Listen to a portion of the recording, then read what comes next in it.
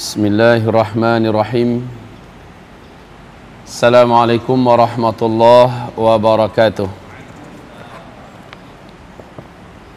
Alhamdulillah, wassalatu wassalamu ala rasulillah sallallahu alaihi wasallam. La hawla wa la quwwata illa billah.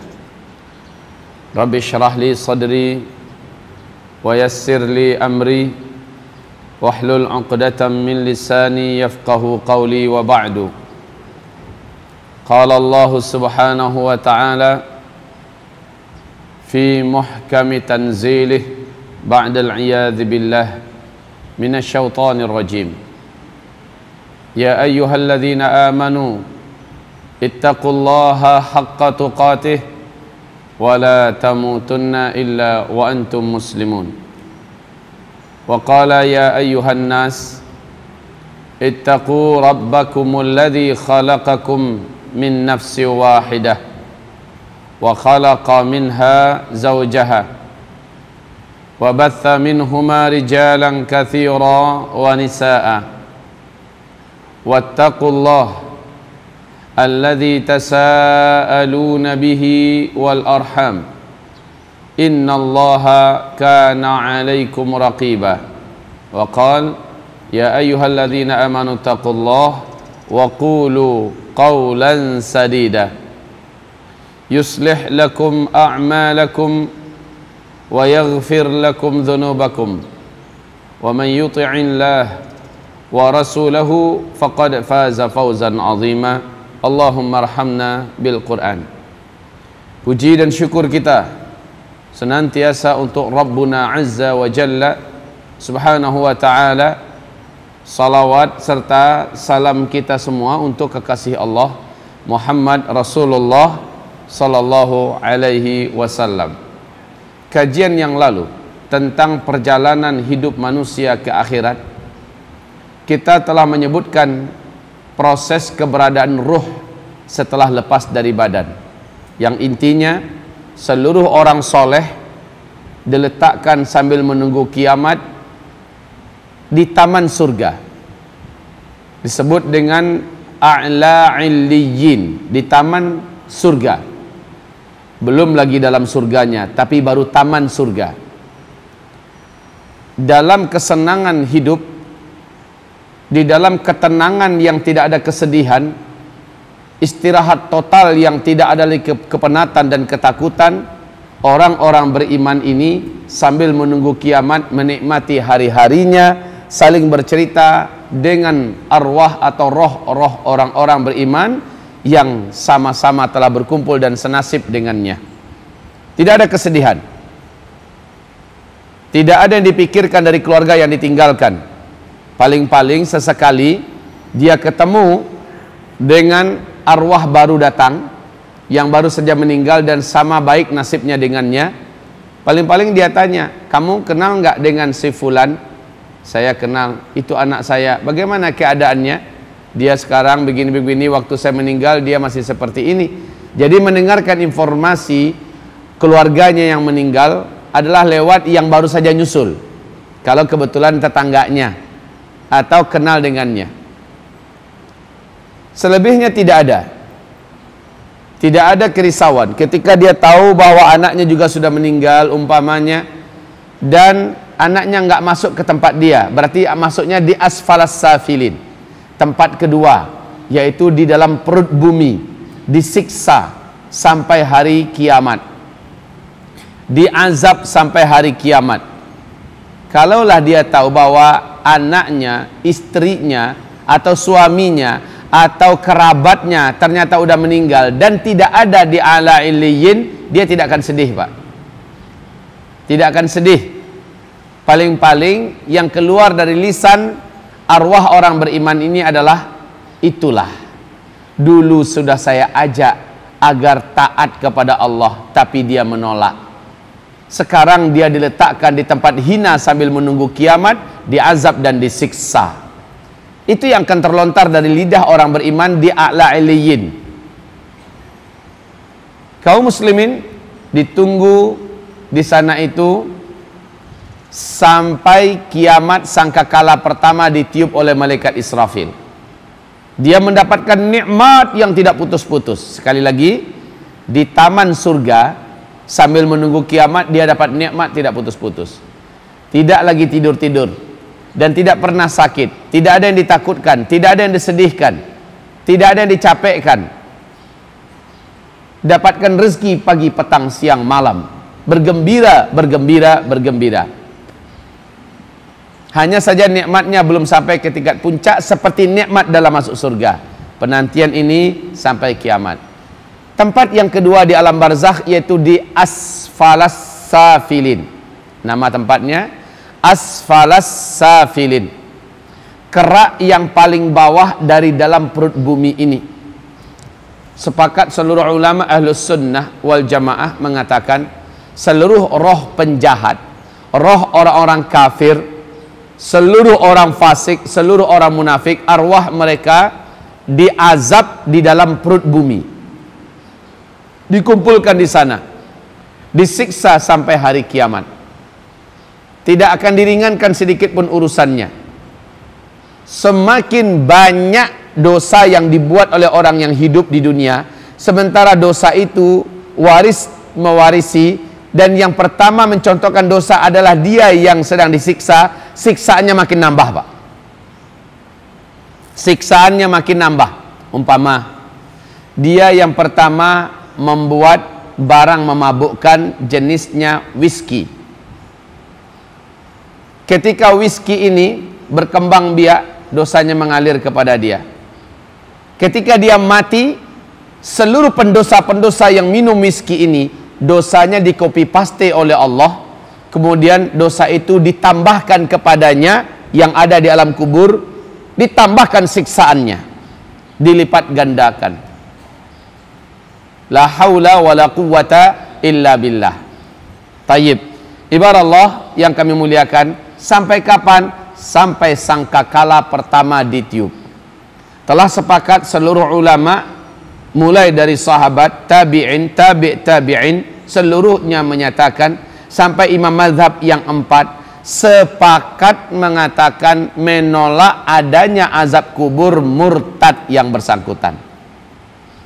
Mengingkari adanya azab kubur, kafirlah dia, batal kedua syahadatnya bil ijma', secara ijma'.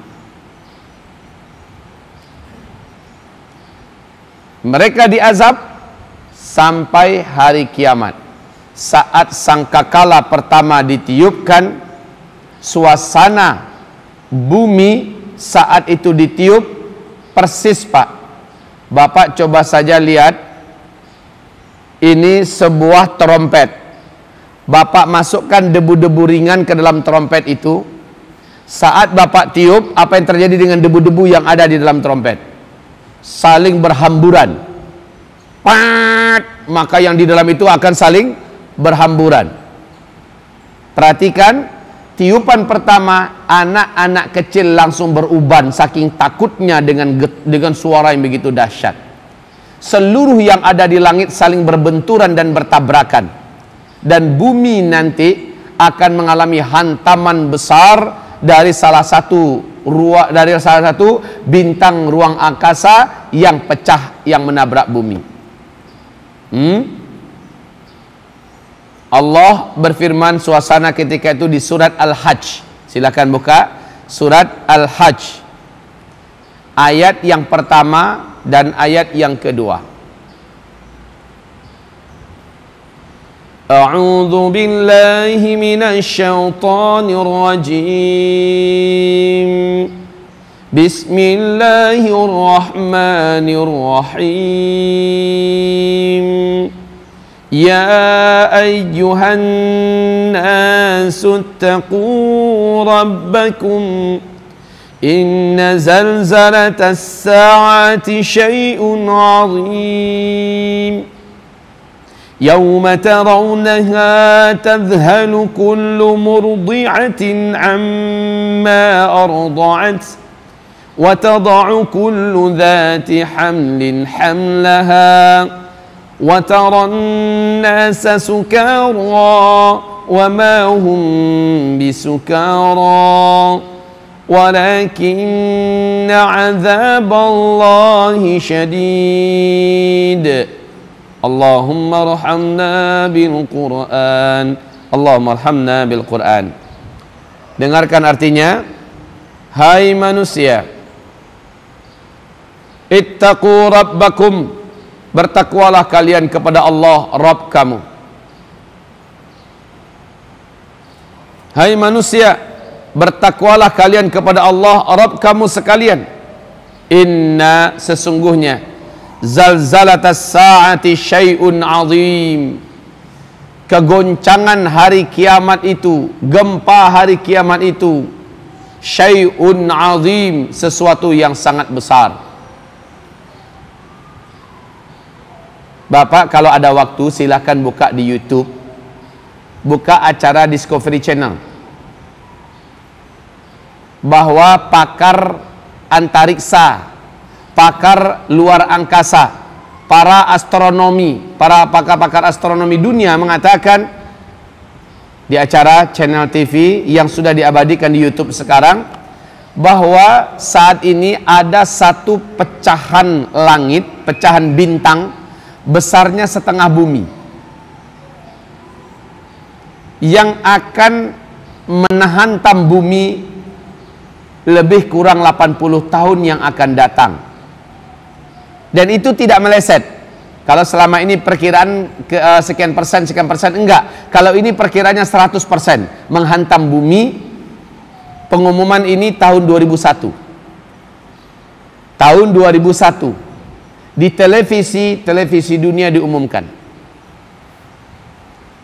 Perkiraan hantamannya adalah 80 tahun lebih dan kurang akan menghantam bumi. Besarnya setengah bumi loh Pak. Bapak sudah tahu penjelasan Michel Penn bahwa satu pecahan bintang yang garis diameternya cukup 2 km saja, kekuatan ledakannya bila menghantam bumi sama dengan 1 juta kali lipat bom nuklir. Dan ini sudah menimbulkan petaka besar. Bagaimana kalau besarnya setengah bumi? Maka yuk kita lihat nih ayat. Sesungguhnya goncang ketika itu sangatlah dahsyat. Kalau Bapak dengarkan surat Al-Qari'ah, Al-Qari'ah, mal Qari'ah, wa ma adraka mal Qari'ah. Yawma yakunun nasu kal farashil mabthuth wa takunul jibalu kal ihnil manfush. Al-Qari'ah, suara dentuman besar yang menggelegar di langit yang teramat sangat menakutkan. Itu arti panjang dari Al-Qari'ah. Mal Qari'ah, apakah yang engkau ketahui tentang suara gelegar besar yang teramat sangat menakutkan dari langit? Wa ma adraka mal qari'ah, tahukah engkau apakah itu suara besar yang teramat sangat menakutkan yang berasal dari langit? Yauma yakunun nas kal farashil mamthuth, pada hari itu manusia engkau akan lihat seperti anai-anai yang berterbangan. Wa takunul jibal kal ihnil manfush, engkau akan menyaksikan pada kejadian itu gunung-gunung berterbangan seperti kapas yang ditiup. Masya Allah. Akibat apa? Suara menggelegar yang sangat besar menakutkan yang datang dari langit. Inilah dia hantaman besar di akhir zaman. Hantaman ini akan menghancurkan, meluluh lantakkan dan membuat terbang gunung-gunung, manusia seperti anai-anai. Dan zalzalah, terjadilah kegoncangan yang dahsyat, kehancuran alam semesta. Sebagaimana pakar-pakar gempa dari Jepang mengumumkan di tahun yang sama 2001 bahwa lebih kurang 80 tahun yang akan datang. Aneh loh Pak, pakar gempa Jepang nggak pernah buat kesepakatan dengan pakar perbintangan, dengan para pakar antariksa luar angkasa, nggak pernah buat kesepakatan. Tapi hasil tahun yang dimunculkan hampir sama. Kalau pakar gempa Jepang mengatakan di bumi ini lebih kurang 80 tahun yang akan datang akan terjadi gempa maha dahsyat di bumi ini. Tidak satu pun manusia yang akan selamat dalam gempa itu. Tidak satu pun negara yang akan selamat pada gempa itu. Tidak ada satu pun teknologi yang dapat menghentikan gempa itu. Gempa yang teramat sangat dahsyat. Mudah-mudahan masih ingat oleh Bapak firman Allah surat Az-Zalzalah. Idza zulzilatil ardu zilzalaha wa akhrajatil ardu athqalaha wa qalal insanu ma laha yawma yakunun nasu kal farashil mabthuth wa takunul jibalu kal'ihnil manfush fa amma man thaqulat mawazinuhu fahuwa fi 'ishatin radiyah wa amma man khaffat mawazinuhu fa ummuhu hawiyah wa ma adraka ma hiya narun hamiyah idza zulzilah al-ardu zilzalaha. Apabila bumi ini digoncangkan segoncang-goncangnya. Yang dikatakan oleh pakar gempa Jepang dengan ayat ini sejalan Pak, sesuai. Bumi digoncangkan segoncang-goncangnya. Akibatnya apa? Seluruh isi bumi keluar. Wa akhrajatil ardu athqalaha. Seluruh isi bumi keluar. Lautnya tumpah, entah tsunami setinggi apa yang terjadi. Tambah hantaman dari langit. Ya inilah dia kiamat Pak. Makanya surah Az-Zalzalah disebut salah satu nama surat hari kiamat. Surat Al-Qari'ah juga disebut dengan salah satu nama surat hari kiamat. Ya, Az-Zalzalah, Al-Qari'ah, dua-duanya terjadi. Subhanallah, pakar-pakar dan ahli-ahli alam berbicara kemungkinan bumi ini akan mengalami kehancurannya. Kalau hitung dari sekarang lebih dan kurang ada 80 tahun yang akan datang. Wallahu a'lam. Tapi yang pasti saat malaikat maut meniup sangkakala pertamanya, saat itu semua yang ada di bumi musnah. Lanjut kepada surah Al-Hajj tadi. Surah Al-Hajj tadi kita lihat. Yauma tarawnaha tadhhalu kullu murdi'atin amma arda'at wa tad'u kullu dhatin hamli hamlaha wa taran nasa sukara wa ma hum bisukara walakin adzaballahi syadid. Pada hari itu seluruh yang hamil langsung saat itu juga melahirkan. Pada saat itu seluruh yang sedang menyusukan langsung membuang susuannya.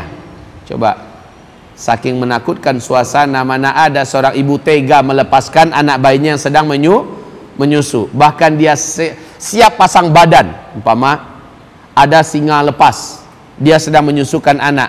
Mana yang mungkin? Dia serahkan anaknya, dia tinggalkan anaknya, atau dia peluk anaknya dan dia siap dimakan oleh singa? Seorang ibu akan siap menjadikan tubuhnya sebagai mangsa demi menyelamatkan anaknya. Selalu terjadi begitu. Tapi di suasana kiamat enggak ada cerita.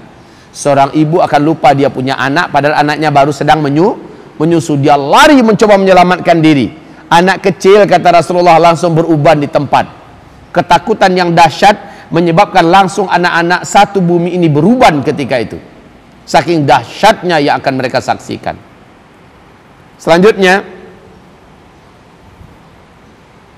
Engkau lihat manusia seperti mabuk gila seluruhnya, padahal mereka tidaklah sedang mabuk.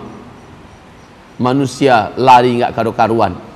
Sedangkan tsunami di Aceh saja sampai telanjang bulat, Pak. Orang keluar dari kamar mandi enggak malu-malu, enggak menutup aurat, lupa kalau dirinya udah bapak-bapak orang. Telanjang bulat lari keluar. Orang juga udah nggak peduli dengan yang telanjang bulat ini. Kenapa? Ketakutan seluruhnya. Gempa yang sangat hebat di menjelang tsunami Aceh. Engkau lihat manusia seperti gila, engkau lihat manusia seperti mabuk, padahal mereka bukanlah orang gila dan juga tidak sedang mabuk, tapi tingkah laku mereka pada hari kiamat itu seperti orang gila. Walakin azaballahi syadid. Ibarat Allah yang kami muliakan, selanjutnya baca firman Allah di dalam Al-Quran, surat Al-Haqqah ayat 13-16. فَإِذَا نُفِخَ فِي الصُّورِ نَفْخَةٌ وَاحِدَةٌ. Pada saat sangkakala ditiup, satu kali tiup. وَحُمِلَتِ الْأَرْضُ وَالْجِبَالُ فَدُكَّتَا دَكَّةً وَاحِدَةً. Bumi dan seluruh isinya, gunung-gunung dan bukit yang ada, pada saat itu engkau akan lihat mereka saling berbenturan. Mereka saling berbenturan. Lah, Bu, mungkin enggak gunung dengan gunung saling berbenturan? Mungkin enggak? Kalau Ibu pernah ke Sumatera Barat, ini Gunung Singgalang, ini Gunung Merapi. Di antara kedua gunung itu adalah perjalanan menuju kota Bukit Tinggi. Jarak kedua gunung ini hanya lebih kurang 20 kiloan saja paling banyak. Paling jauh ujung-ujungnya. Nah, kaum muslimin, mungkin gak dua gunung ini saling berbenturan pada hari kiamat terjadi? Gimana caranya? Jangan lupa tadi ayatnya, gunung tadi lepas dari tempatnya, lalu melambung ke atas, dan antar satu dengan yang lain saling berantam di udara.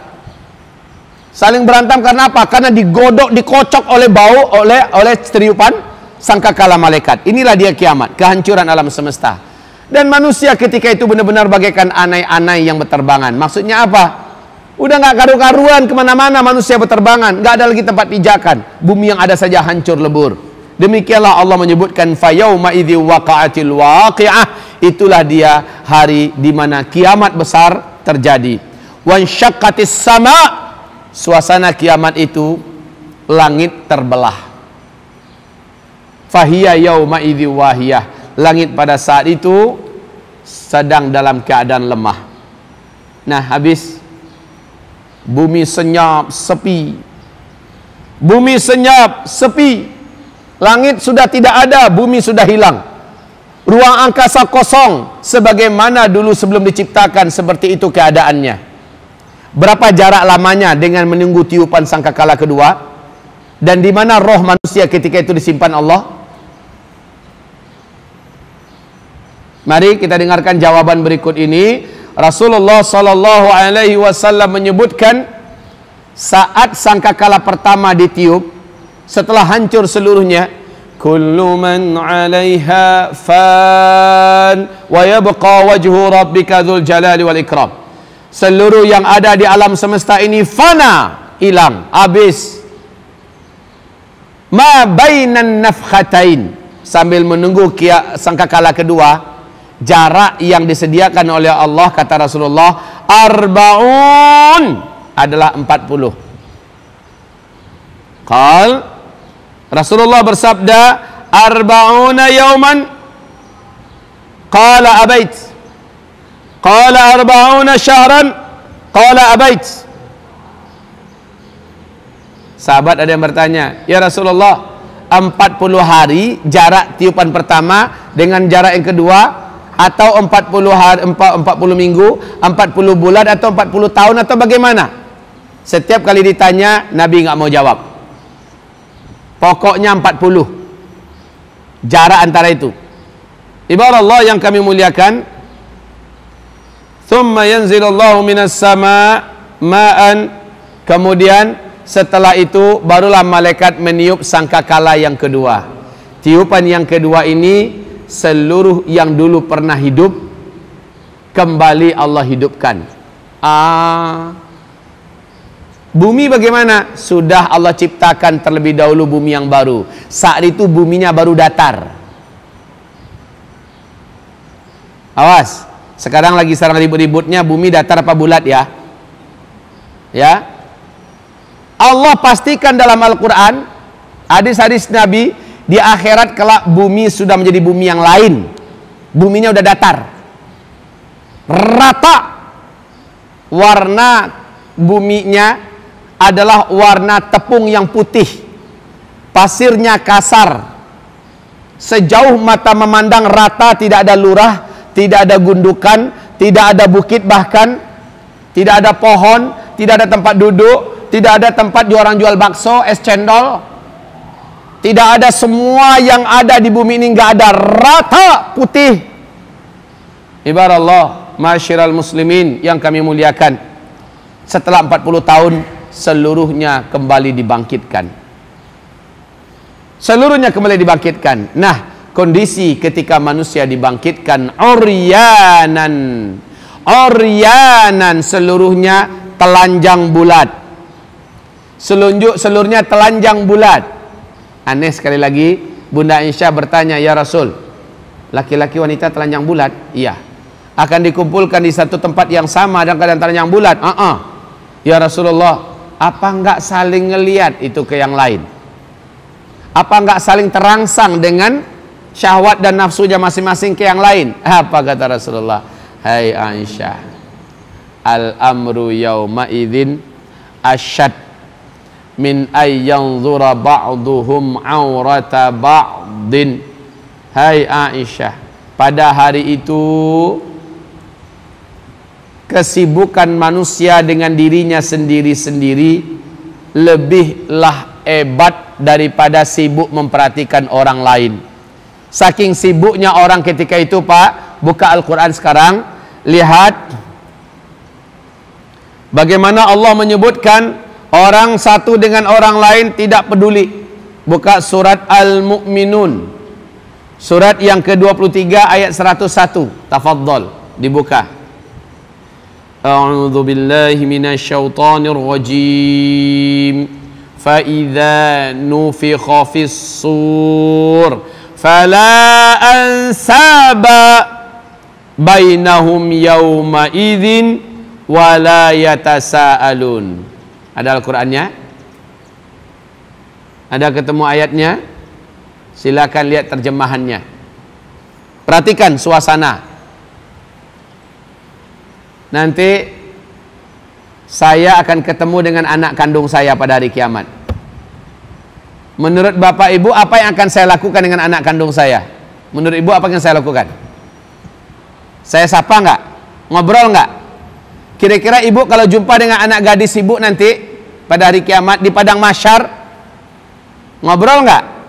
Cerita nggak? Sementara itu Bapak dan Ibu sangat kenal dengan anak-anak masing-masing, dengan suami masing-masing, dengan istri masing-masing, dengan kerabat, dengan cucu, cicit, benar-benar kenal. Walaupun saat itu wajah Bapak dan Ibu, usia Bapak dan Ibu, kita semua sama sebaya-sebaya, tapi udah saling kenal, seakrab-akrabnya kenal. Anehnya, lihat nih ayat, anehnya kata Rasulullah, fala ansaba bainahum yauma idzin, ya, maka tidak ada lagi yang akan mengakui dan yang akan peduli dengan nasab masing-masing. Kamu anak saya kan? Udah nggak peduli. Nampak anak di depan hidungnya, dia kayak nggak kenal, padahal ini saling kenal. Si anak kenal banget dengan bapaknya, bapak kenal abis dengan anaknya, tapi mereka tidak mau saling sapa. Wala yatasaalun, dan bahkan mereka pun tidak mau saling bertanya. Masya Allah, suasana benar-benar seperti apa ya? Sampai-sampai anak sendiri, emak sendiri, suami sendiri, istri sendiri, sampai-sampai pada saat itu tidak ditegur dan tidak mau saling menegur. Diem. Kapankah tegur menegur saling terjadi? Bapak Ibu tahu? Ketika mana timbangan amal sudah dipasang, orang mulai ditimbang, ketahuan mana yang kurang amal masing-masing. Nah, baru saat itu baru mencari keluarga yang dulu pernah. Padahal tadinya udah ketemu. Kemarin-kemarinnya ketemu di padang mahsyar, saling nggak peduli, saling cuek, saling diem. Tapi ketika ketahuan amalnya kurang, bahkan dalam hadis yang lain Nabi mengatakan satu saja kurang amalannya, Allah perintahkan cari penambah yang satu itu. Maka dia pun mencari dengan susah payah. Seluruh padang mahsyar dicari. Lah zaman dulu kan, zaman nanti kan nggak ada HP ya Bu ya. SMS, nak ente di mana? Ma, aku di koordinat titik koordinat anu loh. Udah nggak ada cerita gitu-gituan. Susah payah nak cari di mana emakku berada. Karena orang yang paling sayang dengan anak nanti hanyalah emak. Tapi di akhirat, setelah perjalanan mencari yang sulit dan berat, akhirnya ketemu dengan emaknya. Baru mulai nyapa, mak. Si emak melihat kepada anaknya, mau apain teh? Gitu loh Bu, mau apain teh? Ngapain sini? Saking takutnya si emak dituntut oleh si anak. Padahal si anak minta, berbagilah sedikit dari kesolehan mak, dari pahala mak yang ada, supaya amalan saya bisa menutupkan diri saya tidak diazab. Apa kata si emak nanti ketika tahu niat anaknya begitu? Sorry ya. Gimana kalau nanti saya yang ditimbang, amal saya juga kurang, dan udah saya bagi sama ente, nanti siapa yang akan bagi ke saya? Udah nggak mau. Saat itu egois abis Pak. Maka kata Rasulullah, 3 keadaan pada hari kiamat, orang betul-betul super egois, tidak akan peduli dengan siapapun dan tidak mau kenal dengan siapapun, tidak mau diajak bicara oleh siapapun, dan tidak akan mau menatap melihat siapapun. 3 keadaan itu adalah: pertama, ketika sedang dihisap; kedua, ketika sedang ditimbang; yang ketiga, ketika sedang di atas titian. Baik, kita lanjutkan. Telanjang bulat, tidak bicara dengan siapa-siapa, tidak berbicara dengan manapun keluarga. Ibarat Allah, ma'asyiral muslimin, hamba-hamba Allah yang kami muliakan. Selanjutnya, semua yang pernah mati dibangkitkan kembali. Ayam akan dibangkitkan kembali, burung akan dibangkitkan kembali, kerbau, sapi akan dibangkitkan kembali. Yang mana-mana binatang yang akan dibangkitkan, khusus yang ada urusan kezaliman di dunia, dibangkitkan kembali. Seekor ayam disambar oleh seekor elang. Lalu ayam ini dicabik-cabik tubuhnya dalam keadaan hidup-hidup, dibagi-bagikan pada anak-anak elang. Ayam ini dibangkitkan nanti pada hari kiamat dan elangnya. Lalu ayam diberikan oleh Allah kekuatan dan power yang menyebabkan elang ini bisa dibalasi, dicabik-cabik, kemudian setelah itu kedua-duanya dijadikan debu kembali. Pas orang kafir melihat kejadian itu, mereka langsung menangis dan minta kepada Allah agar mereka diperlakukan seperti hal itu, lalu dijadikan tanah dan debu. Kata Allah, ikhsa'u fiha, diam kalian, pada hari ini tidak ada permohonan. Kaum muslimin, bapak-bapak, ibu-ibu yang kami muliakan, semua yang pernah mati dihidupkan kembali. Coba firman Allah dibuka berikut ini, surat Al-Mujadalah ayat yang ke-6. A'udzu billahi minasyaitonir rajim. Bismillahirrahmanirrahim. Yauma yab'atsuhumullahu jami'an fayunabbi'uhum bima 'amilu ahsahullahu wa nasuhu wallahu ala kulli syai'in syahid. Allahumma irhamna bil Quran. Pada hari itu, semua yang dulu pernah kami hidupkan, kami bangkitkan seluruhnya. Yang pernah Allah hidupkan, Allah bangkitkan. Jadi yang suka nyiksa hewan, hewan apa yang dulu siksa? Tangkap capung, lalu dicopot sayapnya, dilepaskan pantatnya, dilepaskan dicongkel biji matanya, akan Allah perintahkan balas. Ingatkan anak-anak kita masing-masing dengan perkara ini, Pak. Sedangkan sesama binatang saja suruh balas. Balas. Makanya Nabi melarang, jangan kamu biarkan kucing kamu tangkap, lalu kamu sekap, lalu kamu tidak kasih makan, tidak kamu kasih minum.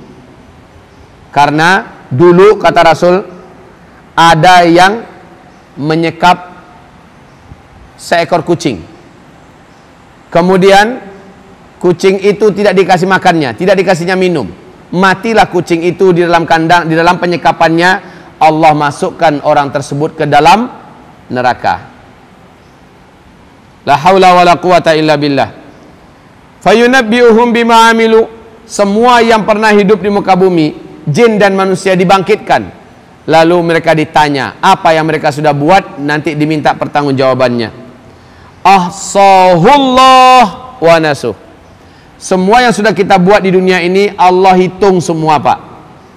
Berapa lama kita di depan handphone, apa yang kita tonton di handphone, main game, berapa habis waktu kita main game di handphone, berapa pulsa kita habis untuk nonton YouTube di handphone.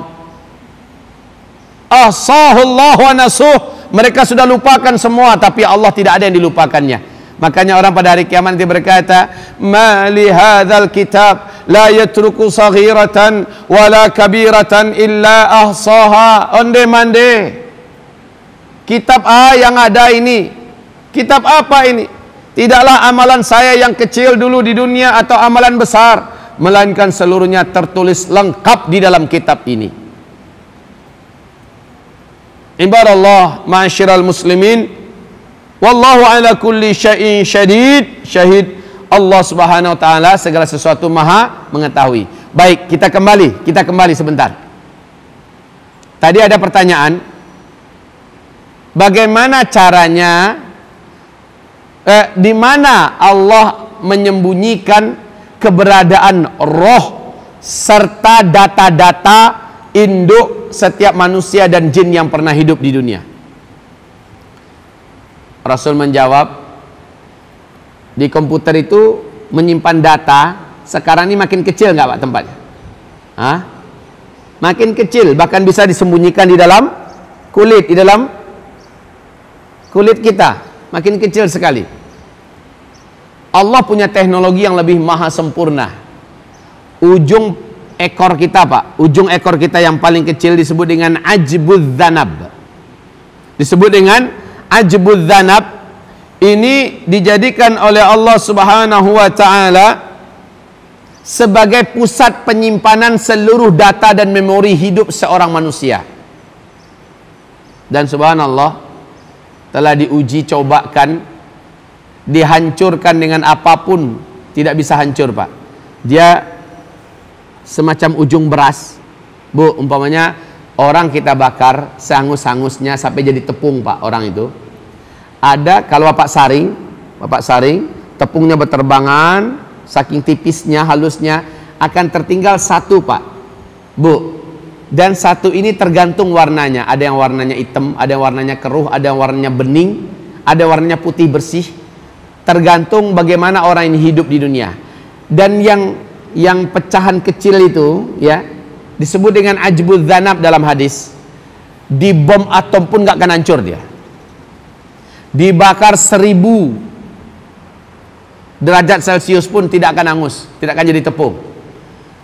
Ditokok dengan martil sebesar apapun, ini besi, kemudian diletakkan itu bagaimanapun dihantamkan tidak akan hancur. Nah, yang selama ini Bapak tahu, batu apa yang paling keras di bumi ini sehingga baja pun bisa dibelahnya? Batu apa? Permata. Iya kan? Dia lebih keras dari permata. Dan ini disebut dengan ajbudz dzanab. Semua data-data manusia akan tersimpan di ajbuz zanab itu dengan sempurna. Semua data-datanya, termasuk warna kulitnya, jenis darahnya, bentuk rambutnya, semua tentang fisik manusia, data induknya ada di ajbuz zanab ini. Subhanallah, ma'asyiral muslimin yang kami muliakan. Pada saat itu manusia dengan mudah dihidupkan oleh Allah. Jadi ini ibaratnya tanam-tanaman, tumbuh-tumbuhan, ini bibitnya. Yang punya kitab tolong dilihat halaman 99 kalau masih ada punya kitab. Bawa nggak kitabnya? Banyak nggak bawa. Padahal diumumkan ya Bu ya, lanjutan tentang perjalanan ke akhirat, ya, hidup sesudah mati loh. Ini kitabnya hidup sesudah mati. Jadi Rasulullah bersabda, kullu ibni Adam ya'kuluhu turab. Seluruh anak cucu Adam akan binasa. Akan binasa. Seluruh anak cucu Adam akan musnah, tidak ada yang tertinggal, tulang pun habis. Illa ajbadz zanab, kecuali ajbadz zanab, yaitu butiran kecil yang ada di ujung ekor kita. Bu, Siddhartha Gautama, masih ingat dengan nama ini? Siapa nih tokoh? Iya, Siddhartha Gautama Bu, debunya setelah dibakar sampai sekarang Bu, biji ajbuz zanabnya masih disimpan. Tahu nggak seperti apa biji ajbuz zanabnya? Bening, bersih. Ustadz, kalau penjahat biji ajbuz zanabnya hitam. Kalau orang Islam tapi munafik keruh, kotor biji ajbuz zanabnya. Semakin soleh, semakin taat, semakin bening, putih dan bercahaya. Nah kaum muslimin, ajbuz zanabnya Siddhartha Gautama seperti itu. Apakah dia berarti orang beriman? Awas, apakah berarti dia nanti masuk surga? Ternyata tidak. Nabi mengatakan di hari kiamat kelak, ada orang-orang, bahkan di Al-Quran juga bisa dilihat di surat Al-Kahfi ayat 100, 101, 102. Ada orang yang di dunia udah baik banget, sedekahnya atau kedermawanannya satu bumi mengakui. Kepada orang tuanya dia sopan, dia memuliakan. Kepada anak-anaknya dia mencintai.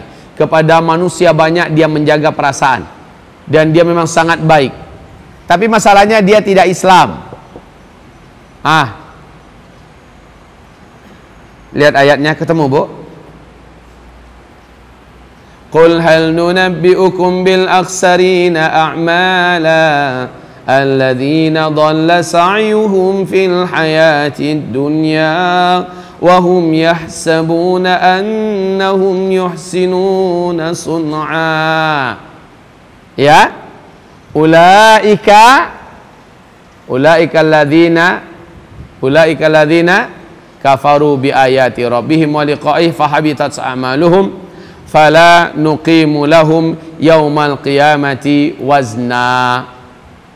Artinya, bisa bantu dibacakan terjemahannya? Ada terjemahannya? Tolong dibacakan agak keras sedikit. Dengarkan sama-sama. Bu, Ibu kalau berkenan, dan ini saya berharap, yang di belakang gimana kalau seandainya maju ke depan? Sanggup? Sanggup Ibu?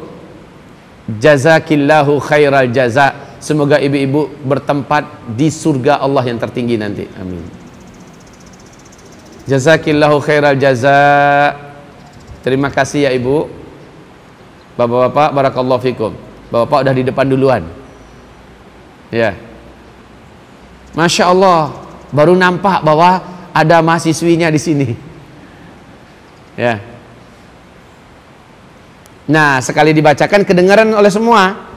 Kalau jauh-jauh tadi nggak kedengaran. Tolong kita dengarkan Bu. Jadi ada orang yang di dunia ini baik, sehingga ketika dibakar ajbuz zanabnya warnanya bening. Warnanya bening. Ibu kalau mau tahu seperti apa ajbuz zanab Ibu, Ibu dibakar aja. kemudian nanti minta tolong kasih tahu anak kita apa warna ajbu zanab kita. Guyon ya, silakan baca terjemahnya.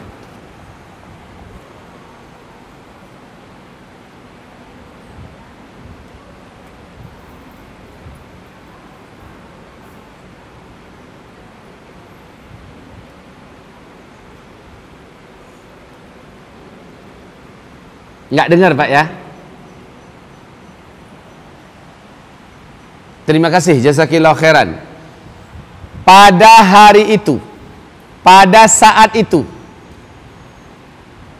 amalan mereka tidak ada satupun yang akan ditimbang oleh Allah pada hari kiamat. Amalan mereka dibatalkan oleh Allah pada hari kiamat. Pada hari itu, pada saat itu. Bapak Ibu sekalian, hamba-hamba Allah, orang ini di dunia baik, yahsabuna annahum yuhsinuna sun'a. Di dunia semua yang baik-baik mereka buat. Ada pembantaian di Palestina pakai musik, dia gelar penggalangan dana. Ini penyanyi barat kan banyak buat seperti itu. Lalu tolong anak-anak Palestina, save Palestinian children. Tolong bencana alam, betul-betul baik. Artis-artis juga tampil jadi orang yang baik. Kemaknya dia bagus, tapi dia kafir. Dia kafir, kemaknya dia bagus. Dermawan, banyak di mana-mana ditolongnya, dibantunya. Menyenangkan hati orang. Di akhirat gimana?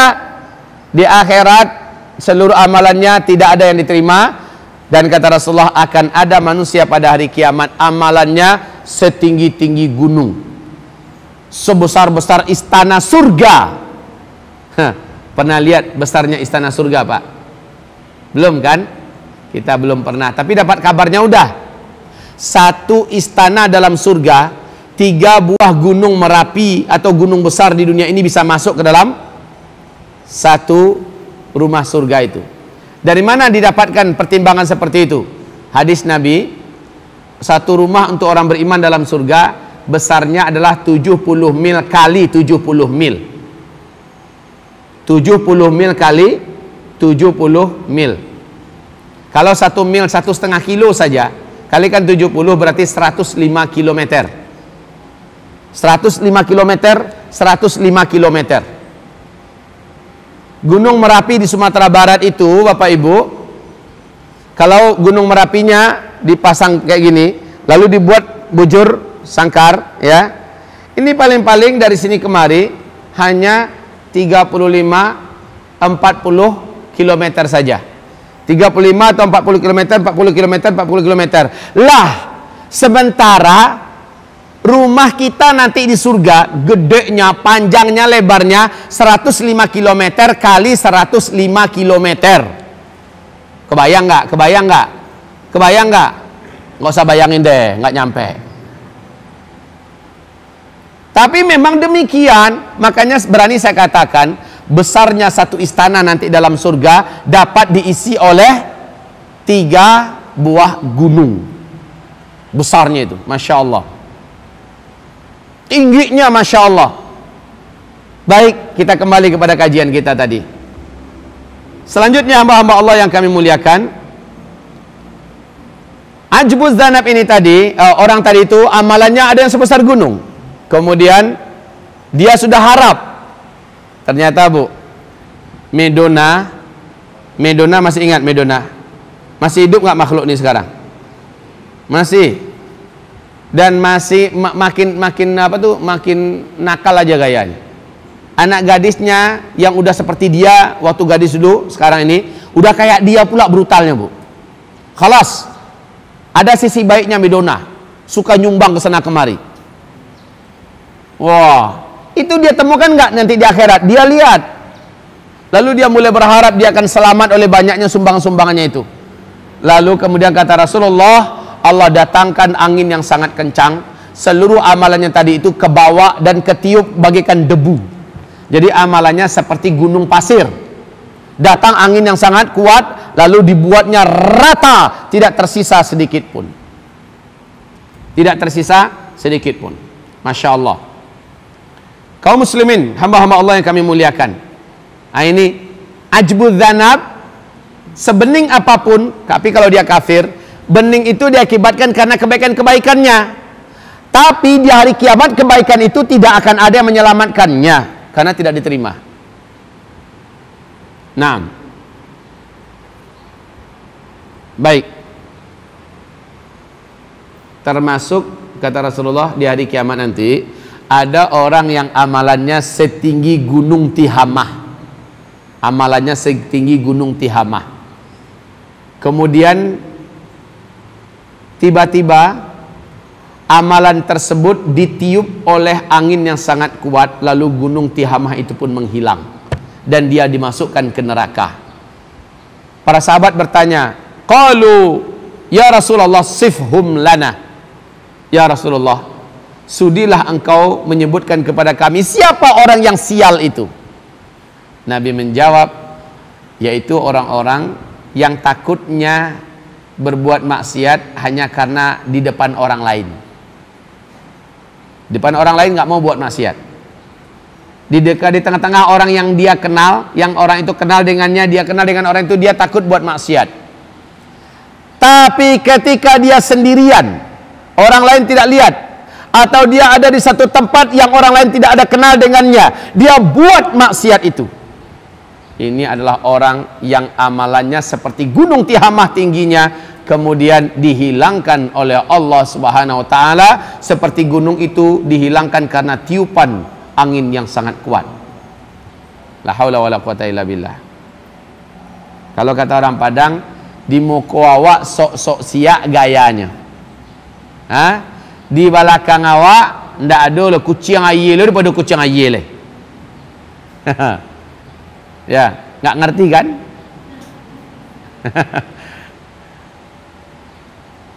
Di depan kita kayak malaikat turun ke bumi.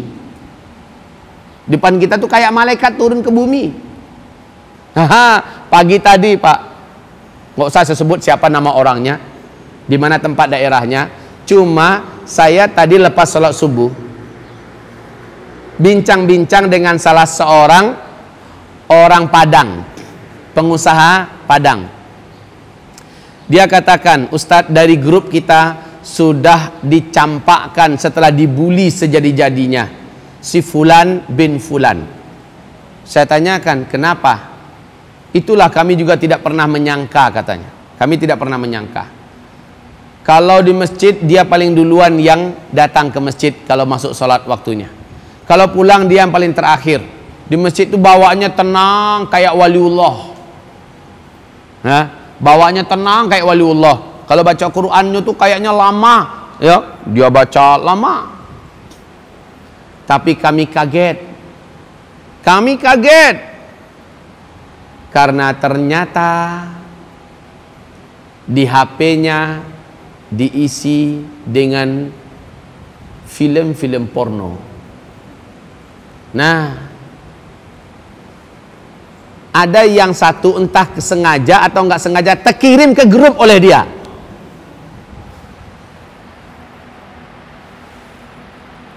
Akhirnya ditegur oleh orang-orang grup. Ya, di grup WA itu ditegur. Tangguang-tangguang tajatuah, tangguang-tangguang tabanam, manci buah bana. Udah tanggung, kepalang basah. Akhirnya coba bela diri, makin jatuh, dibully habis-habisan. Lalu akhirnya dikeluarkan.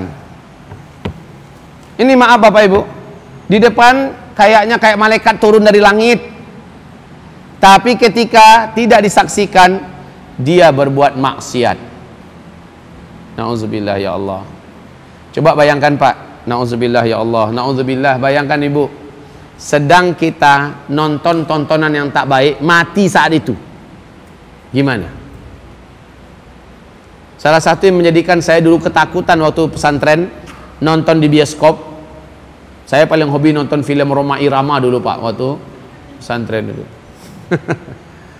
Apalagi makin kesininya Roma Irama itu makin akrab dengan Zainuddin MZ almarhum, ya, pengen nonton. Cuman yang kebayang oleh saya apa? Bioskop itu udah pasti tempatnya banyak yang nggak bener, ya kan? Oke, Kemudian yang terbayang oleh saya, gimana kalau seandainya saya sedang ada di bioskop, gempa terjadi, bioskopnya runtuh, saya di dalam. Zulkifli Muhammad Ali ditemukan tewas di dalam bioskop. Waduh, ditemukan tewas dalam bioskop. Kebayang itu Pak, ngerem, nggak jadi takut. Coba ketika kita sedang ada di diskotik, ini ibu nggak ada lah, bapak-bapak insya Allah nggak ada. Siapa tahu ada yang dengar ini ceramah lewat kajian di YouTube kita, nanti ada yang dengar. Kita sedang ada di diskotik, sedang bergoyang-goyang dengan pasangan selingkuhan, lalu mampus di situ, mati di situ, dicabut oleh malaikat nyawanya di situ. Kan pernah diberitakan di televisi, seorang oknum polisi ditemukan mati di selangkangan pelacurnya di kamar hotel. Ya Allah, coba kalau kita kayak gitu Pak, alangkah mengerikannya akhir hayat. Jadi ibarat Allah yang kami muliakan, dalam keadaan seperti ini kita perlu pertimbangkan baik-baik. Jangan sampai-sampai kita meringan-ringankan dosa. Nah, kembali kepada titik pembahasan tadi, ada orang yang amalannya tuh kayaknya gede, ternyata dihilangkan semua oleh Allah. Why? Kenapa? Karena dia hanya takut buat dosa karena dilihat oleh orang lain. Sementara ketika orang lain tidak melihatnya, dia buat dosa. Ini hati-hati nih di zaman gadget ini, di zaman gadget, di zaman handphone, Android sangat mudah mengakses berbagai macam apapun di muka bumi ini, ya kan? Ini kepada para pemuda kami, para pemudi kami. La haula wala quwata illa billah. Selanjutnya ibarat Allah yang kami muliakan, setelah itu mereka semuanya telanjang-telanjang, usianya sebaya-sebaya. Setan dan jin ketika itu sudah tidak lagi gaib, nampak nyata. Dan saat itu setan dan jin wajahnya, bentuknya asli kayak masih di dunia, jelek. Jelek menurut ukuran kita, ya. Sementara menurut ukuran mereka, mereka sudah cantik, mereka sudah gagah. Baik, mereka waktu itu sudah nyata nanti Bapak Ibu yang kami muliakan. Dan mereka pun ikut telanjang. Mereka pun ikut telanjang. Sama bagaimana jin dan manusia sesama manusia, begitulah sesama mereka. Bapak jin dengan anak jin kalau ketemu udah saling nggak mau tegur sapa. Nah, nanti kapan mereka akan tegur sapa? Tolong ulangi kembali. Kapan mereka akan tegur sapa? Ketika ada salah satu dari antara mereka yang ditimbang kekurangan amalnya, satu. Yang kedua, kapan mereka tegur sapa? Di padang mahsyar loh. Kapan mereka tegur sapa? Tafadhol. Saat yang ini terbukti dan divonis ahli neraka, dia langsung cari bapaknya, dia tuntut bapaknya. Kenapa bapak dulu nggak masukkan saya ke pesantren? Dia coba nyari kambing hitam, maknya dia tuntut, ya. Kenapa mak nggak ngajarkan saya Al-Quran dari kecil? Kenapa? Hai kenapa? Si bapak dikejarnya, kenapa bapak beri saya makan yang haram sehingga pikiran saya selalu kepada yang haram, bla bla bla bla bla. Al-akhillau yawma idzin ba'duhum li ba'din adu illal muttaqin. Pada hari itu orang yang dulu dekat dan saling mencintai di dunia, saling akrab, kasih mengasihi dulu di dunia, pada hari itu aduun akan saling memusuhi dan benci membenci. Ya Allah, anak yang dibesarkan, anak yang kita perjuangkan justru menjadi penghambat kita menuju surga Allah. Kalau ada sampai sekarang anaknya belum pandai ngaji, bapak ibu bertanggung jawab di hadapan Allah.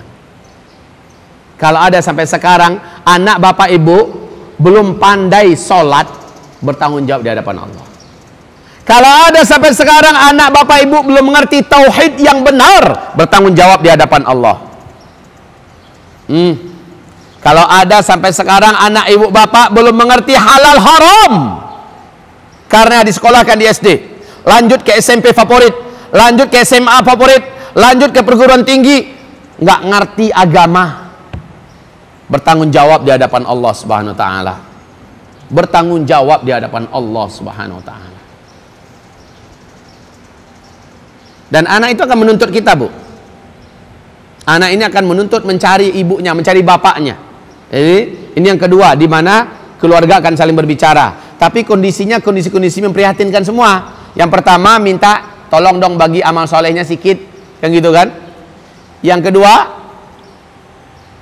mencari kambing hitam. Semoga si kambing hitam ini dapat mengurangi dosanya. Si kambing hitam ini, maknya kah, bapaknya, pemimpinnya kah, atau siapa, dapat menampung dosa-dosanya dan diberikan azab 2 kali lipat. La haula wala quwata illa billah. Naam. Taib ibarat Allah yang kami muliakan. Kalau orang beriman masih berjalan di atas 2 kakinya, bagaimana keadaan orang kafir?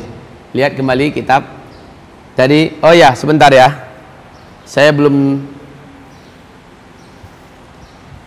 Ini anggap saja padang mahsyar.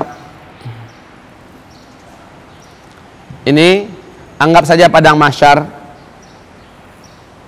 Tapi padang mahsyarnya, kata Rasulullah sallallahu alaihi wasallam, seandainya ya berjalanlah seseorang dengan kendaraan paling kencang dan laju dan tidak berhenti-henti, tidak akan pernah ketemu ujung daripada padang mahsyar itu.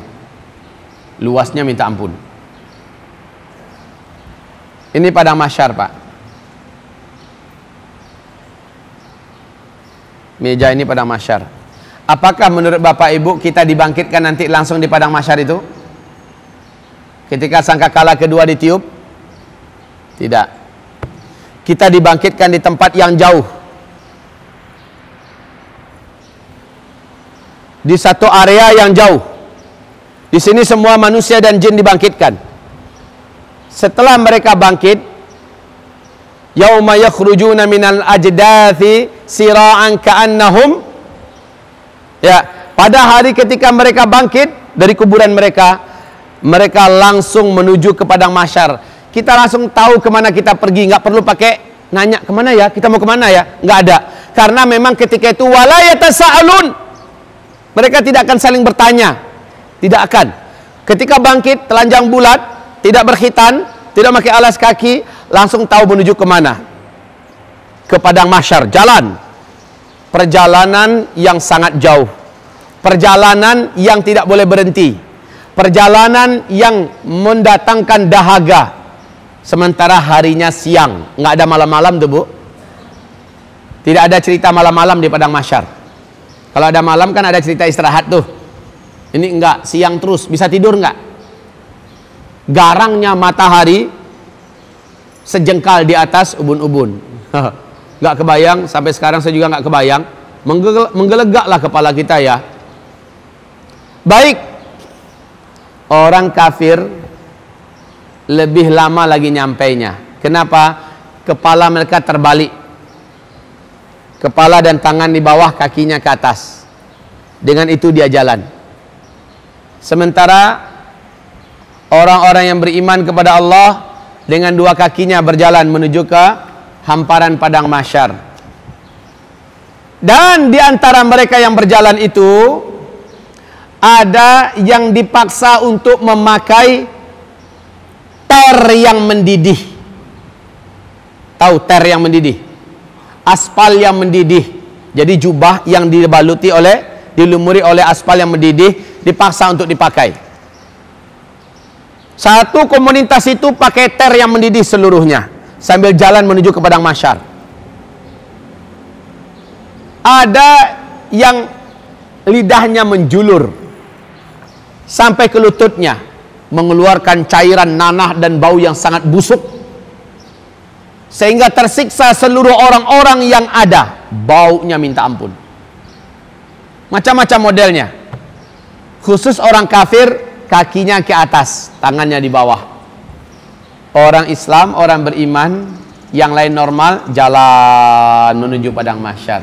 Nah sekarang ada satu komunitas mudah-mudahan masih ingat ibu-ibu semua, ada satu komunitas Pak yang membuat iri seluruh orang-orang yang sedang jalan ke padang mahsyar.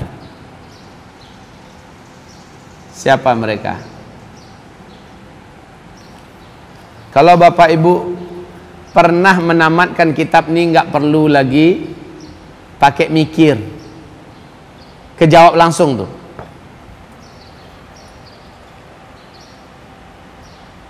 Yaitu manusia-manusia yang ketika baru saja dibangkitkan dari liang kuburnya sudah dipakaikan jubah-jubah yang wangi, yang lembut, yang sejuk. Kemudian sudah menunggu kendaraan khusus di pinggir jalan khusus. Jadi ketika dia bangkit dari kuburannya, dia langsung dikenakan dengan pakaian kebesaran, ya, pakaian yang penuh keagungan, sejuk, lembut, dengan bahan yang sangat mahal, wangi. Lalu naik kendaraan dan dia duduk dengan santainya, dengan kursi yang sangat mewah. Allah berfirman, ketika itu mereka seperti tamu-tamu undangan raja. Ali bin Abi Thalib menafsirkan ayat tersebut, orang-orang ini diperlakukan seperti penyambutan tamu raja, disambut dengan penuh kehormatan. Bapak Ibu, sementara yang lain jalan kaki, yang ini dadah duluan ya. Lihat anaknya, itulah dulu dikasih tahu, ditinggalin, ya. Dan pada saat itu sudah sah ngejek yang lain, udah sah loh. Sebagaimana dalam surga orang-orang beriman ngejek orang kafir, betul gak? Ada nggak ayatnya? Pada hari itu diketawain oleh orang beriman, rasain loh, dulu kalian ngejek kami, dulu kalian kami ajak malah kalian perangi kami. Ah, sekarang mampus, makan tuh pencarian. Kaum muslimin yang kami muliakan, sang anak saat itu udah nggak kasih lagi sama emaknya. Udah mak ya, dulu mak ya, itulah mak, rasain, ditinggal. Pada hari itu kaum muslimin, orang ini langsung jalan. Kemana? Menuju padang mahsyar. Nggak pakai jalan, nggak pakai jalan. Sudahlah dipakaikan dari ujung kepala sampai ujung kaki, lengkap satu setel Pak, ya. Dan dia pun dengan kendaraan yang teduh, nggak tahu tuh ada AC-nya atau enggak, atau gimana, saya nggak tahu. Nanti sama-sama kita lihat aja. Mereka meluncur menuju padang mahsyar, dan Nabi Muhammad SAW posisinya di sini, di atas ala syarafin ali, kata Rasulullah. Rasul nanti ada di tempat yang tertinggi di padang mahsyar, kayak di anjungan, ruangan VIP yang mana penuh dengan kenyamanan dan kesempurnaan keadaan di situ. Dari kejauhan udah nampak cahaya yang terang benderang. Dan ternyata rombongan yang di atas kendaraan tadi udah nyampe duluan, yang lain masih jauh dalam perjalanan tanpa henti. Yang ini udah nyampe, meluncur. Mereka penuh dengan cahaya. Kata Rasul, cahaya mereka seperti memenuhi ufuk timur dan ufuk barat. Cahaya mereka kuat sekali. Mereka terus meluncur. Dari sini kata Rasul, aku bertanya nanti pada saudaraku, sahabatku Jibril, hai Jibril, siapa itu orang, kok istimewa banget? Apa kata Jibril? Itu umatmu. Oh ya, itu umatku. Yes, keren. Ngapain mereka? Yang lain pada kemana, hai Jibril? Itu mereka disambut sebagai tamu kerajaan. Mereka adalah calon-calon penghuni surga tanpa hisab. Jumlah mereka hanya 70.000 orang. Waduh, tahu nggak ibu? Saat mendengar jumlah mereka 70.000, Nabi sedih. Karena umatnya sangat banyak, maka luar biasa. Inilah dia Nabi yang sempurna sekali cintanya kepada kita. Lihat Bapak Ibu, beliau langsung sujud. Aku sujud saat itu juga, kata Rasul. Aku sujud, lama sujudnya. Lalu Allah berfirman, ya Muhammad irfa' ra'saka sal tu'ta. Hai Muhammad, angkat kepalamu, apa yang kau mau pasti dikabulkan. Seluruh nabi di akhirat udah nggak kepikir lagi umatnya, tapi Nabi Muhammad, kata beliau ketika masih hidup ini, seluruh nabi ada doa-doa yang pasti Allah kabulkan untuk mereka, dan aku tahan doaku demi untuk umatku nanti pada hari kiamat. Masya Allah. Seluruh nabi sudah memanjatkan doa masing-masing di dunia dan udah Allah kabulkan untuk mereka di dunia, tapi Nabi Muhammad doa-doa mustajab yang khasnya, yang spesialnya ditahan untuk umatnya nanti pada hari kiamat. Kaum muslimin, kemudian setelah Nabi sujud, angkat kepalamu, mau apa hai Muhammad? Kata Nabi berikutnya, aku berkata saat itu, ya Rabb, umatku sangat banyak, yang akan masuk surga tanpa hisab hanya 70.000. Terus, maaf Bapak Ibu, para ulama ahli tauhid dan akidah sepakat mengatakan, ketika terjadi pertanyaan-pertanyaan model seperti ini dari Allah kepada makhluk, bukan berarti Allah nggak tahu makhluk ini mau jawab apa, jawaban sebenarnya apa. Allah tuh maha tahu. Hanya untuk menyempurnakan penyampaian risalah kepada makhluk, maka ini dilakukan oleh Allah dan diberitakan lebih awal. Ya, lalu terus gimana? Ya Rabb, tambahkanlah untuk umatku yang akan masuk surga tanpa hisab. Maka ternyata Allah mengabulkan doa Nabi. Muhammad, permintaanmu dikabulkan. Setiap 1.000 orang dari yang 70.000 itu akan membawa 70.000 yang lain.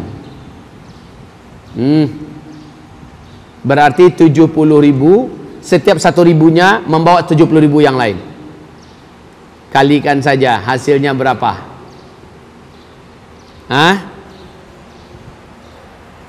Saya tunggu setengah menit. 4.900.000. 4.900.000. 70.000 kali 70, kan gitu tadi. Setiap 1.000 membawa 70.000 yang lain. Sementara jumlahnya awalnya adalah 70.000, artinya 70 kali 70.000. Hasilnya adalah 4.900.000. Ada peluang masuk tuh. Kita ada peluang masuk. Bapak Ibu yang kami muliakan, masalahnya begini Pak.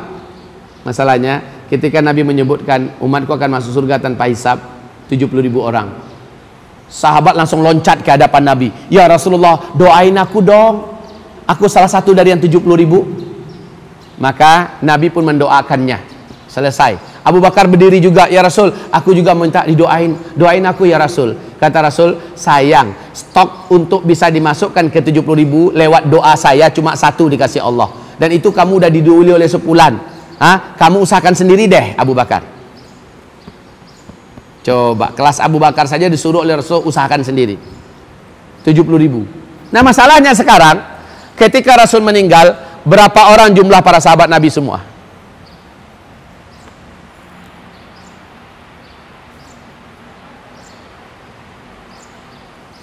Berapa orang? Kalau nggak tahu cepat bilang nggak tahu. Gitu kek. Jadi biar cepat lancar. Nggak tahu Ustaz. Berbeda pendapat, perbedaan tipis. Ada yang mengatakan 114.000, ada yang mengatakan 124.000, ada yang mengatakan 110.000 jumlah sahabat-sahabat Nabi ketika Nabi meninggal. Lah yang masuk surga tanpa hisab cuma 70.000. Sementara imannya para sahabat udah Nabi katakan sendiri. Jangan pernah kamu mencaci maki sahabatku, kata Nabi kan. Kalau sempat salah seorang di antara kamu punya harta sebesar gunung Uhud, emas padat luar dalam, berani diinfakkan di jalan Allah, belum sampai iman kamu yang seperti itu seujung kukunya iman sahabatku. Lah sahabat Nabi aja yang jumlahnya ketika Nabi meninggal di atas 100.000-an orang. Sementara yang masuk surga tanpa hisab hanya 70.000.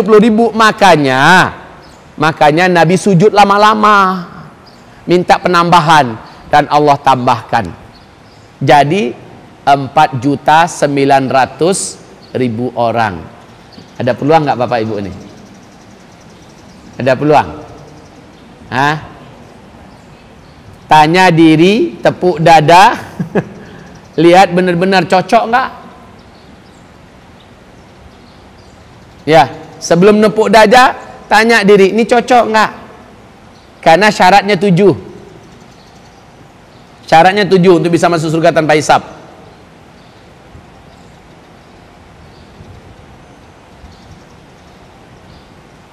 Ada yang masih ingat? Yang lama-lama ngaji dengan saya harusnya masih ada di catatan. Walaupun nggak ingat tapi ada di catatan. Ada Bu di catatan? Syarat masuk surga tanpa hisab.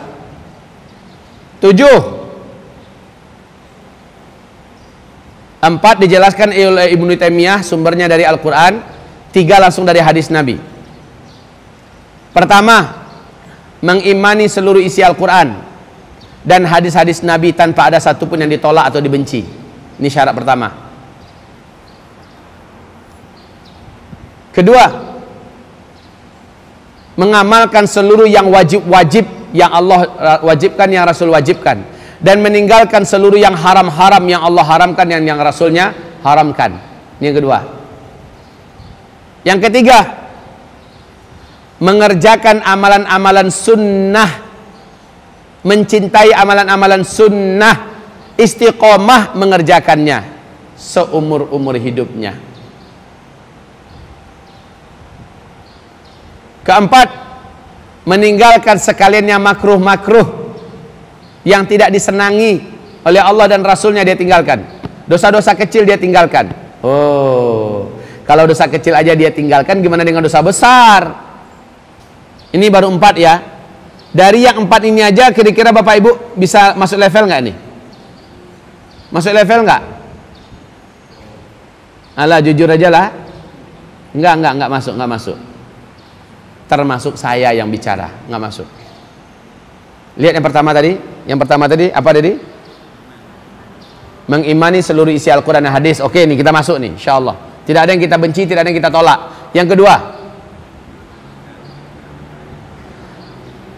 ya, mengerjakan semua yang wajib-wajib oleh Allah, oleh Rasulnya diwajibkan, dikerjakan semua.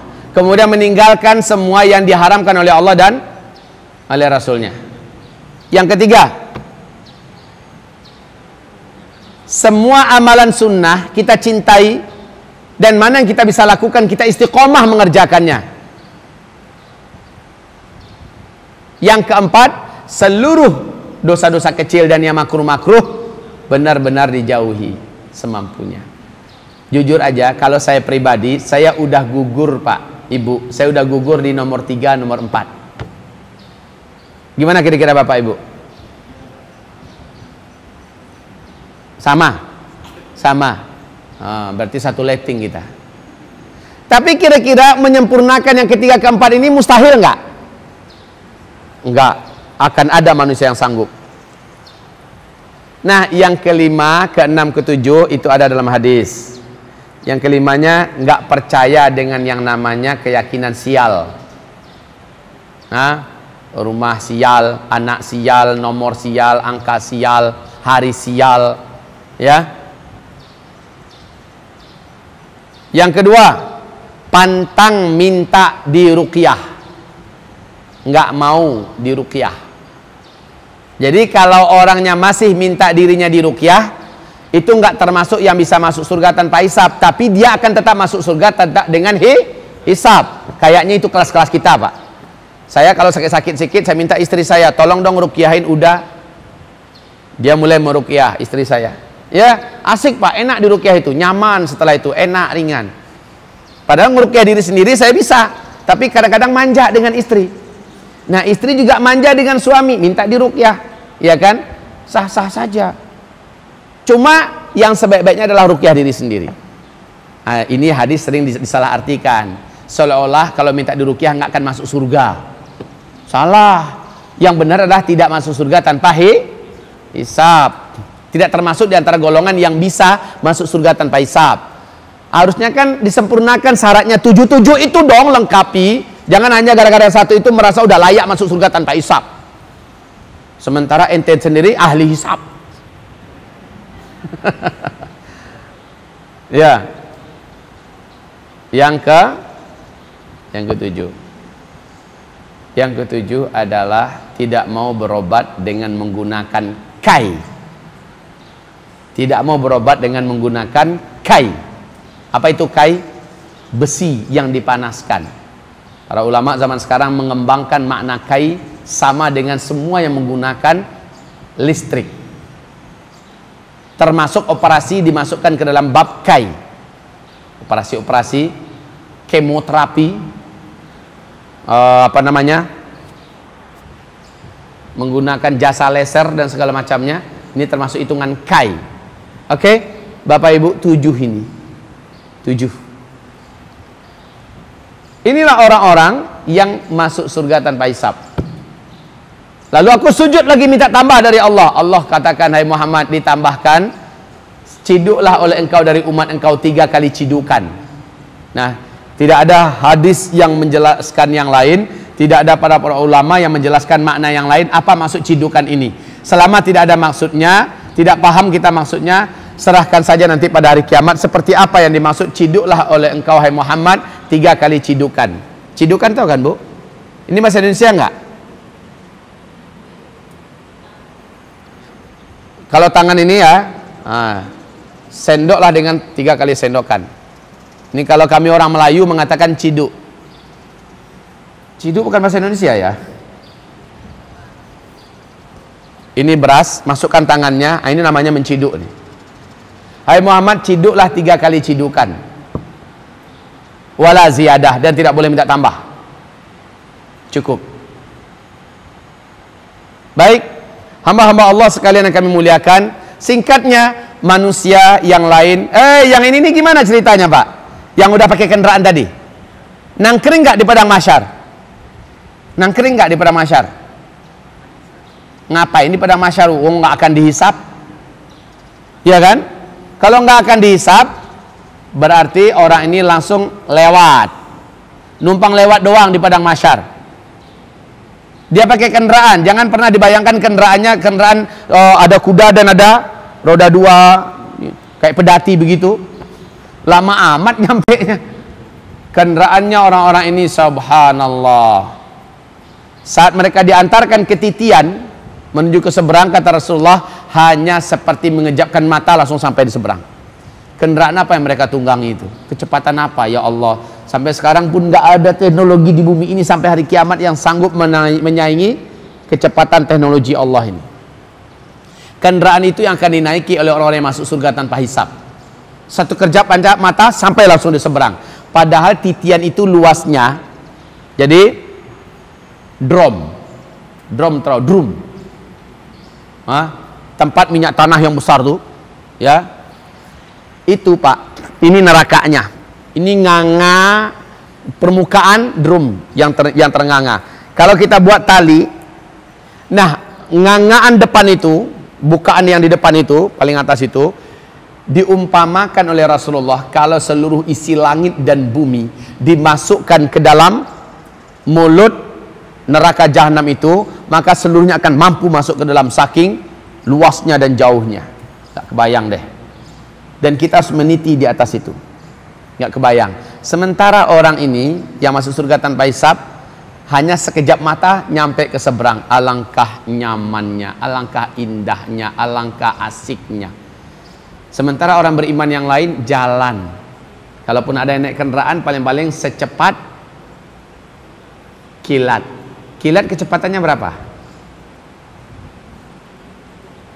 1 jam berapa kecepatan kilat? Nggak usah 1 jam, 1 detik. Kecepatan kilat 1 detik adalah 200.000 kilometer per detik. 200.000 kilometer per detik kecepatan cahaya. Sementara ujung ini ke ujung ini berapa jauhnya? Udah nanti kita bahas ya. kalau dibuat papan tulis ini nggak ketemu nolnya tuh, nol panjangnya. Subhanallah kaum muslimin yang kami muliakan. Kita kembali. Nah, yang tadi jalan dalam keadaan telanjang bulat dengan berbagai macam model dan bentuk, setelah sekian lama perjalanan melelahkan, memang nggak boleh berhenti, mereka baru sampai ke padang mahsyar. Di padang mahsyar betul-betul pemandangan sejauh mata memandang, gurun Sahara putih. Khusus orang-orang beriman, orang-orang pada kelaparan, kehausan.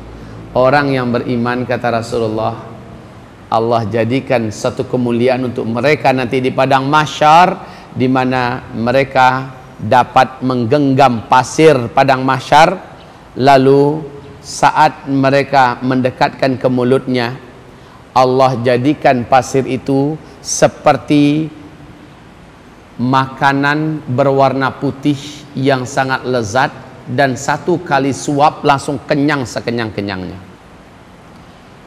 Hilang seluruh dahaga dan haus yang ada.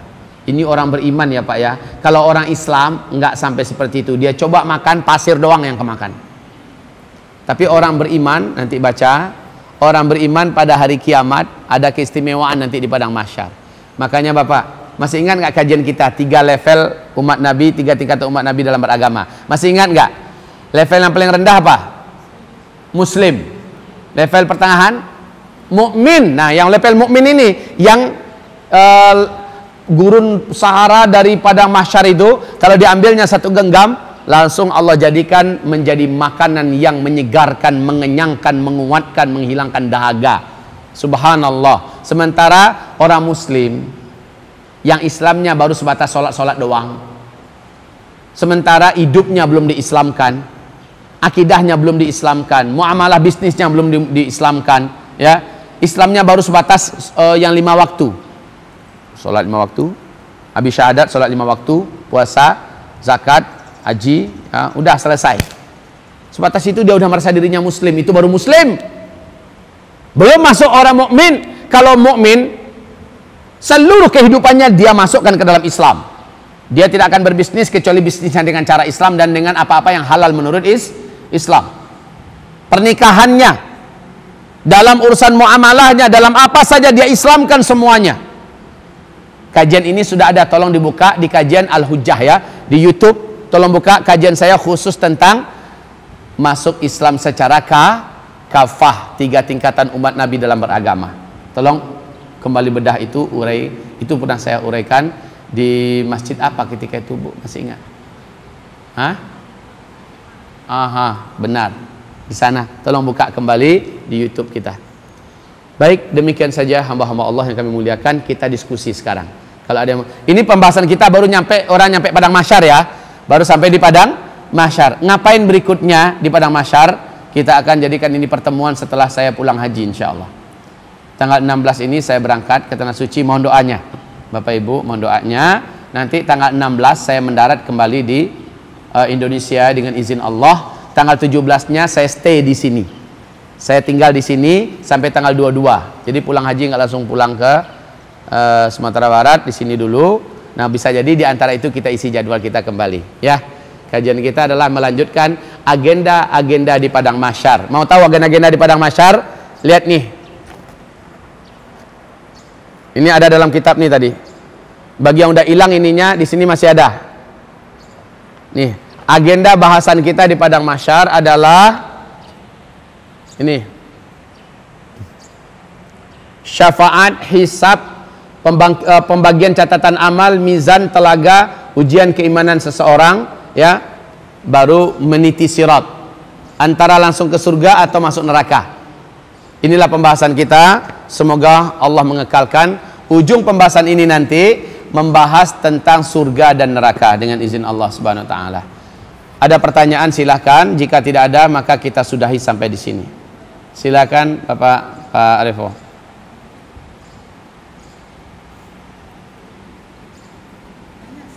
Ya.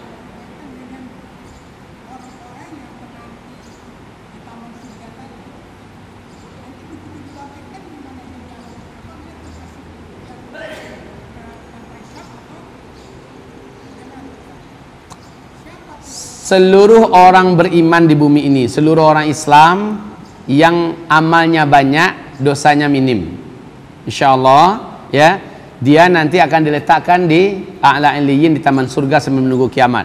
Ketika kiamat terjadi ya, dia pun dikembalikan kepada sarang intinya, yaitu ajbuz dzanab.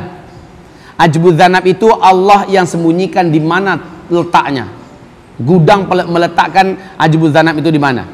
Kemudian saat ajbuz dzanab itu diserakkan di tempat, di tanah yang akan dibangkitkan kembali, datanglah hujan lebat selama 3 hari berturut-turut, kata Rasulullah. Maka manusia-manusia akan tumbuh seperti cendawan dari dalam kubur mereka. Bangkit kita semua, bangkit kita semua, Pak. Nah, termasuk yang tadinya di a'la illiyin, di taman surga, gabung langsung dengan yang di asfalas safilin, gabung. Cuma keadaannya beda-beda, itu keadaannya beda-beda ya. Ada yang lain pertanyaannya?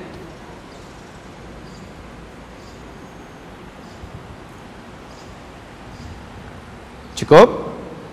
Ya, silakan. Habis ini baru ibu ya.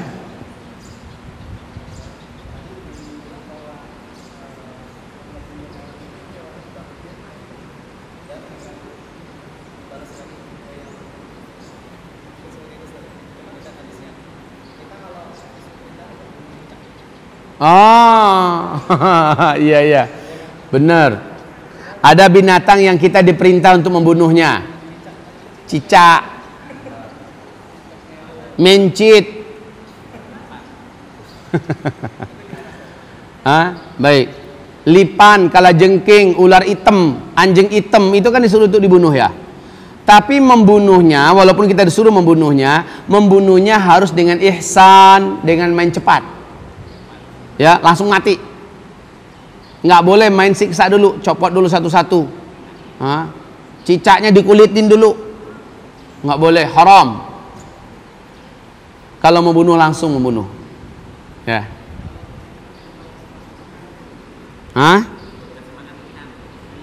Dijadikan sebagai makanan ikan. Nah, ini dicuil sikit-sikit gini aja. Oh, langsung ditelan. Kalau udah ada jadi rezeki ikan, nggak ada masalah.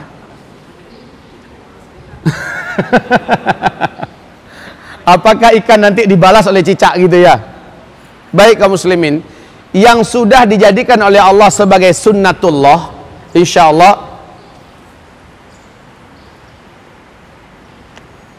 yang sudah dijadikan oleh Allah sebagai sunnatullah, tidak akan ada hisabnya nanti tidak akan ada perhitungannya nanti pada hari kiamat.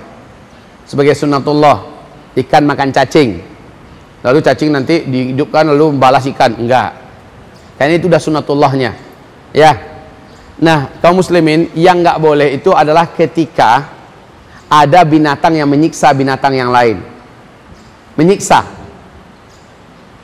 Seperti dalam hadis Nabi, kambing yang bertanduk di dunia lalu menanduk kambing yang tidak bertanduk. Kedua kambing ini dibangkitkan pada hari kiamat. Yang dulu tidak bertanduk di dunia Allah jadikan bertanduk di hari kiamat, dan yang menanduk dulu di dunia disuruh untuk ditanduk oleh yang kena tanduk. Jadi begitu contohnya, Pak ya. Kalau ada binatang yang suka menyiksa binatang yang lain, maka binatang yang menyiksa ini akan mendapatkan balasan dari binatang yang disiksanya. Manusia juga begitu, Pak ya. Ada ibu, silakan.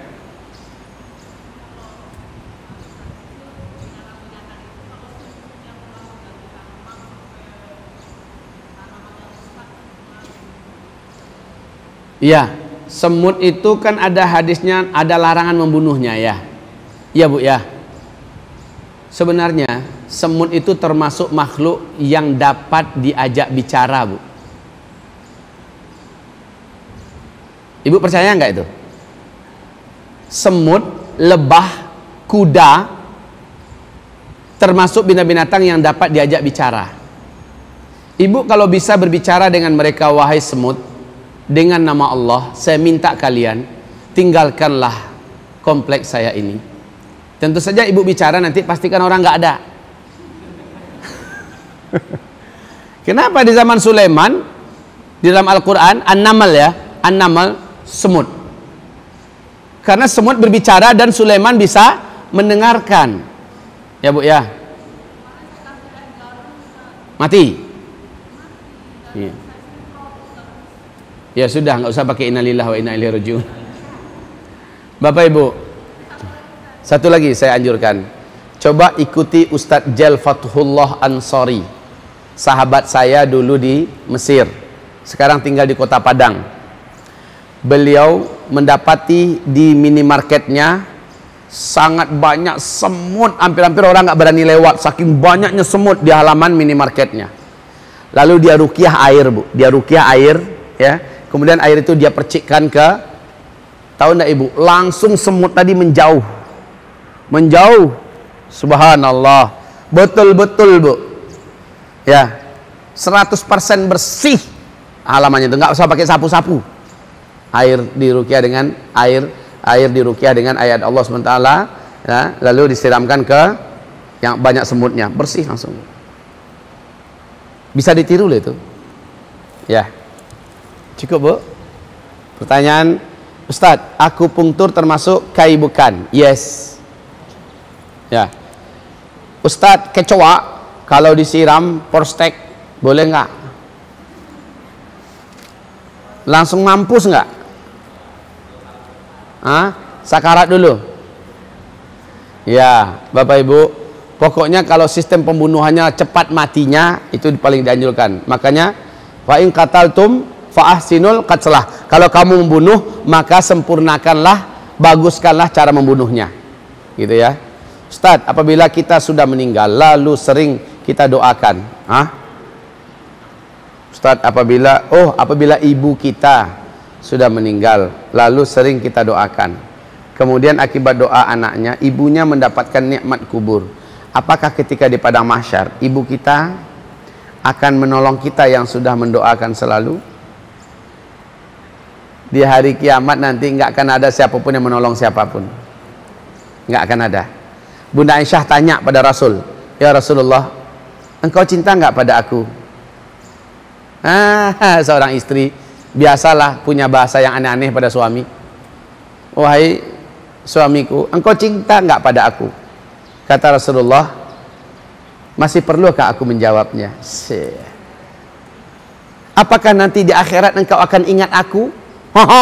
Jawaban Nabi, Aisyah, nanti di padang mahsyar dalam 3 keadaan seseorang nggak peduli dengan orang lain, siapapun orang itu, termasuk kamu, saya tak akan peduli dengan kamu dalam 3 keadaan. Sedang ada hisab, sedang di mizan, dan sedang di sirat. Sedang di 3 keadaan itu nggak akan peduli dengan siapapun. Jadi boro-boro mau nolong, yang hisab itu kan perlu pertolongan orang lain tuh. Di mizan gitu kan perlu pertolongan orang lain, ya kan? Sirat perlu pertolongan orang lain. Nggak akan ada yang mau nolong diri sendiri aja, belum tentu akan ketolong. Jadi ini jawabannya, tidak mungkin ibu bisa menolong anak nanti. Bisa jadi ibu akan menjadikan anaknya sebagai tumbalnya. Pada hari itu, yauma idzin yaftadil insanu yauma idzin, pada hari itu akan mencari tebusan seorang lelaki akan istri-istrinya. Kalau perlu istrinya jadi tebusannya, anak-anaknya jadi tebusannya, orang satu muka bumi jadi tebusannya, agar dia selamat, biarlah orang lain masuk neraka. Sampai begitu nanti orang pada hari kiamat, Bapak Ibu. Ya, silakan. Ada yang lain?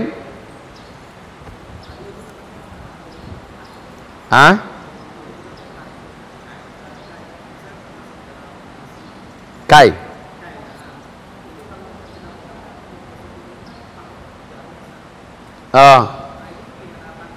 Tidak, itu namanya hijamah.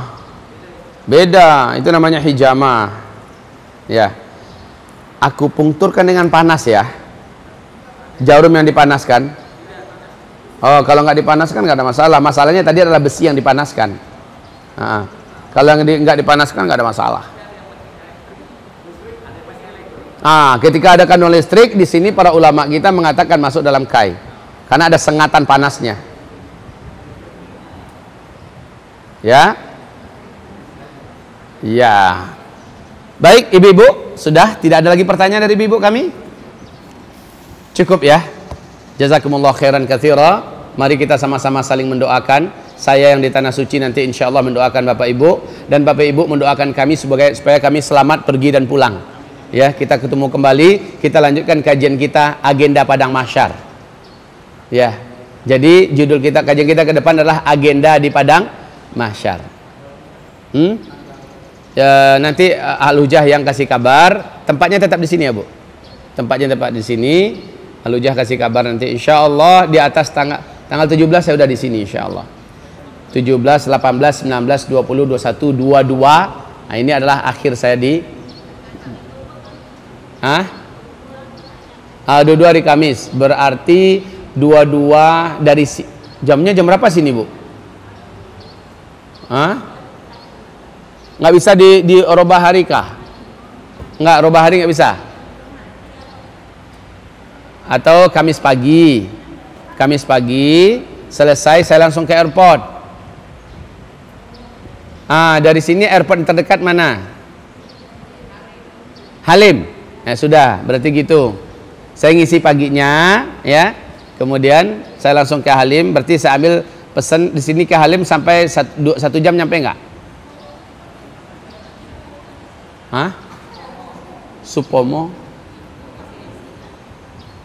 Supomo tadi ada rencana mereka mau ngambil hari khusus. 1 hari mungkin kan. Baik ya, demikian saja dulu. Mari kita istighfar dan tutup dengan doa kafaratul majlis. Astaghfirullah, astaghfirullah, astaghfirullah. Subhanakallahumma wa bihamdika asyhadu an la ilaha illa anta astaghfiruka wa atubu ilaik. Wassalamualaikum warahmatullahi wabarakatuh.